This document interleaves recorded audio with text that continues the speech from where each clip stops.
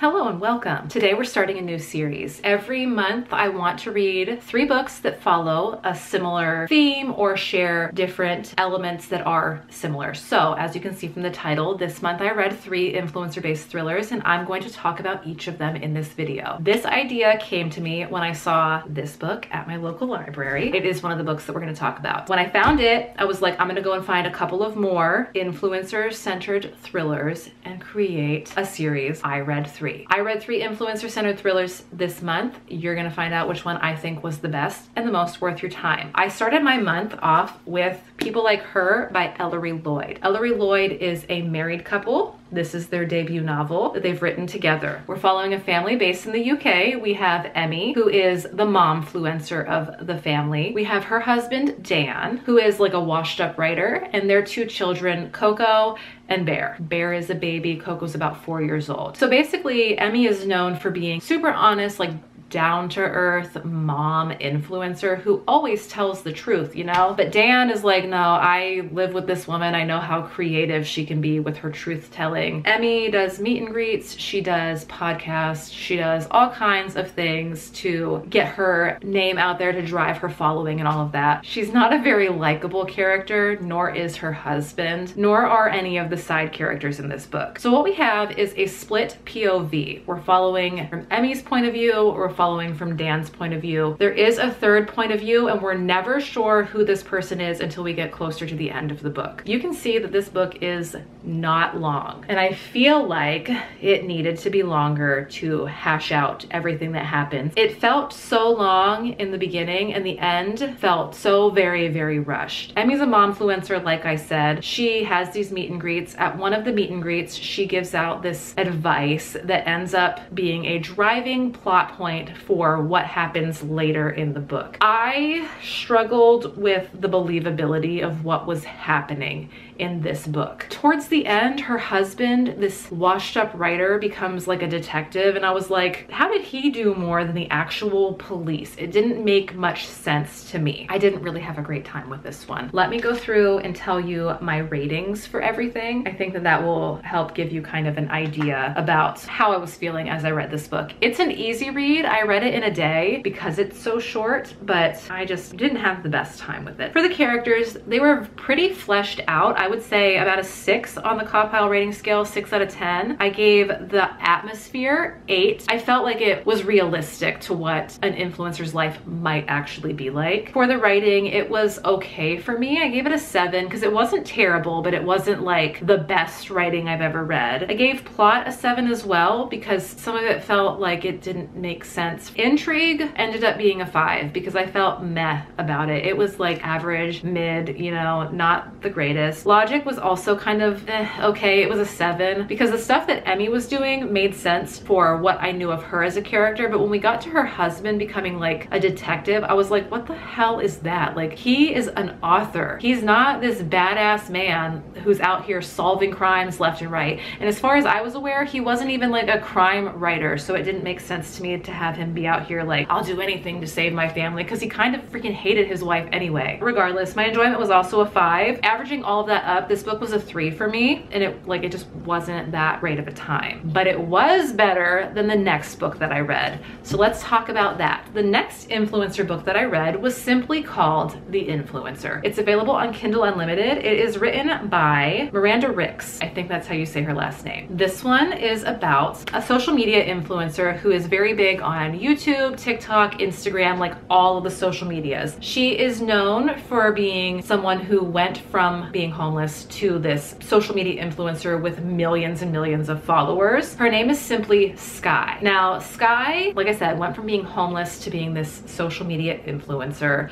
with millions of followers, and she's decided that she wants to venture into philanthropy. The charity that she's decided to support is called Sasha's Sanctuary. It's run by this man man named Nathan. I don't know what his last name is. I don't think that it was told in the book. So she has decided to throw her support behind Sasha's Sanctuary because Sasha's Sanctuary helps homeless people to like find their way back onto their feet, basically. That part made sense, right? But the charity is very much like small town vibes. I don't know how she found that charity and chose it. The logic was not clear there. My enjoyment of this book was like straight up, it was not a good time for me. One thing that I really struggled with was the female main character's obsession with the male main character, because they had like nothing in common and there was no real root of why she became so attached to him. It did not make any sense to me, because Sky is like this young woman. She's in her 20s. Nathan's old enough to have daughters that are nearly Sky's age. It just felt very weird to me. I did not truly enjoy this. It felt very like we're flying by the seat of our pants here. For me, the influencer for characters got a 2 because the side characters, super undeveloped and uninteresting. The main characters, strongly disliked like all of the main characters, especially the influencer, which I know you're not supposed to like her, but she was dreadful. And the way that the male main character kind of treated her is not realistic to me for someone who is a grown-ass man. So that was a 2. The atmosphere was also a 2 for me. Straight up was not having a good time. I don't remember where it was set. I don't remember that playing an actual role in what the book is about, like the setting. The writing and I did not get along. It was an easy read, but it wasn't interesting. It felt like it read as a first draft, and I'm so sorry to have to say that. I did not find the intrigue to be there either, especially because when I read what the book was about, I was very excited, like, oh, this actually does sound very interesting to read a book about someone who went from this to this, from homeless to being a megastar, but the delivery just wasn't there, and my intrigue just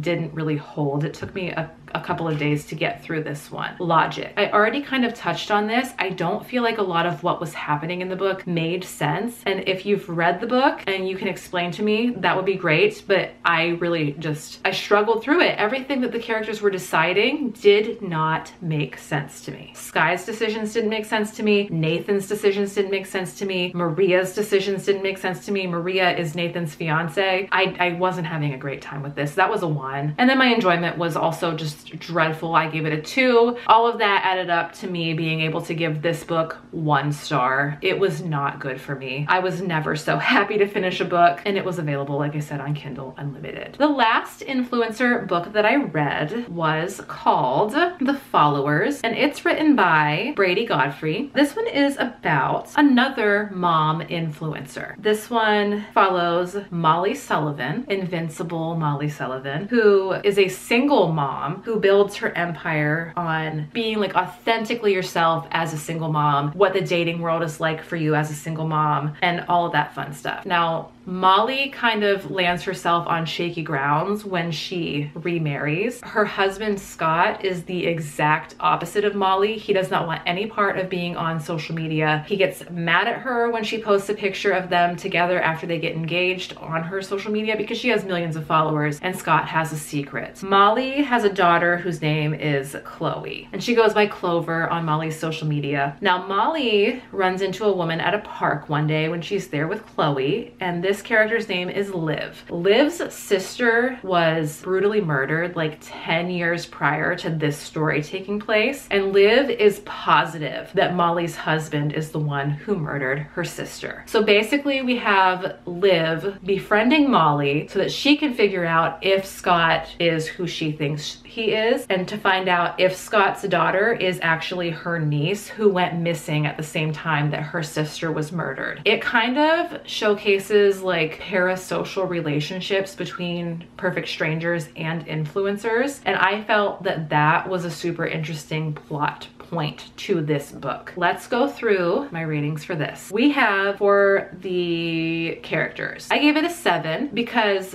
overall I felt like everybody was pretty fleshed out including the side characters, I just didn't have a great time with liking people. I don't think I liked anybody in this book again. I think that the author went for Molly being likable, but I just thought that she was very like dumb. That doesn't make a lot of sense, but the decisions that she was making, and like she just seems so dumb and naive and maybe gullible for someone who is in her 30s. Atmosphere was also a 7. We're set in Colorado for this, and that's all I could tell you, like small town Colorado. It was fine, but it wasn't like I was fully immersed in the experience of reading this. I gave the writing an 8 because I really felt like it was good, on the higher end of good. The plot was also an 8. There were things that I predicted to be like what was going to actually happen. For example, who Liv's love interest was, which was another issue. You know, if you know one thing about me, I love it when we keep our thrillers and our romances separate, especially if I feel like the love interest doesn't really have a part in this book and if he's just there for the sake of being a love interest, which I felt like even though Liv's love interest had a part to play in this book,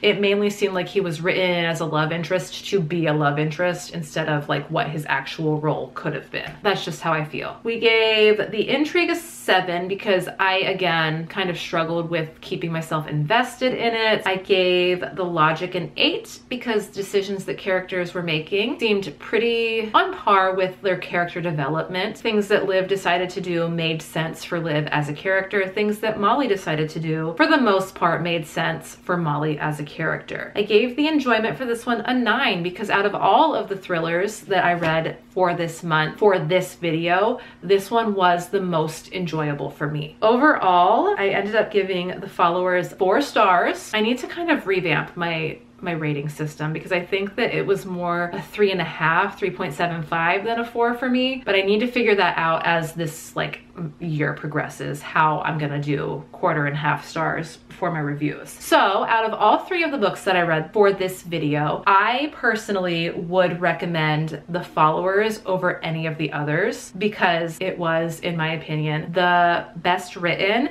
and the most interesting, and for me it warranted the most enjoyment. The Followers by Bradeigh Godfrey would be my recommendation for you all out of this video. The other 2 were okay to bad, but I'll leave it up to you. If you do decide to read any of these books, please let me know in the comments which one you're going to be reading, and if you have read any of these books, let me know in the comments what your thoughts were. If they're different than mine, I am always receptive to reading what you all think. I love the engagement that we can have in the comments. If you like this video, please leave me a like, and if you're new here, subscribe to the channel. Also, please let me know what sort of themes that you'd like to see from me moving forward. I do have an idea already for February, but let me know if you want me to continue with thrillers or if I should branch out and do different like themes and tropes within other genres like romance, YA, historical fiction. Let me know. I am here to provide you with what you want to watch in addition to what I want to make. So let me know in a comment. Anyway, that's gonna be it. I will see you all very soon.